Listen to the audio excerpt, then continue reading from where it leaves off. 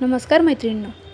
ठरलं तर मग या मालिकेमध्ये आता आहे ना सायलीला पूर्ण संशय आलेला आहे की मैनावती आणि सदाशिव हे माझे आईवडील नाही आहे. पण ह्यांचं सत्य मी माझ्यासमोर कसं आणू आता याचाच विचार करत असते. आणि ती विचार करता करता ती मैनावती आणि सदाशिव ह्यांच्या रूममध्ये जाते आणि तिच्या ज्या काही जुन्या फ्रॉकी आहेत त्याही संग घेऊन जाते. ती सदाशिवला दाखवते, बाबा बघा ना, ही माझी फ्रॉक, ही लहानपणची माझी फ्रॉक आहे, तुम्हाला आठवतं आहे का? तर लगेच तो म्हणतो, हो हो आठवतं आहे ना, आठवत कसं नाही, ही फ्रॉक तर मीच तुला शिवली होती. पण हे सर्व खोटं असतं, कारण ही फ्रॉक तर सायलीने आश्रमात आल्यानंतर तिला घेतलेली असते.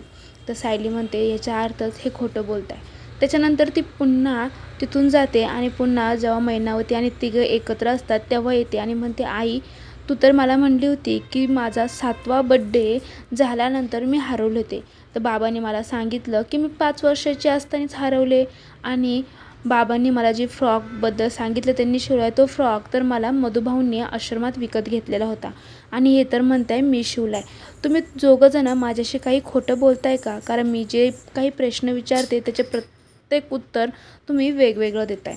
तर तिथं मैनावती आणि ते सदाशिव दोघंही विचारात पडतात आणि सायलीला पूर्ण डाऊट येतो की हे माझ्यापासून नक्कीच काहीतरी लपवत आहे. आता सायलीच्या नक्की हातामध्ये सत्य लागल का नाही हे जाणून घेण्यासाठी पुढील एपिसोड बघा. त्यासाठी चॅनल सबस्क्राईब करा, व्हिडिओला लाईक करा. थँक्यू.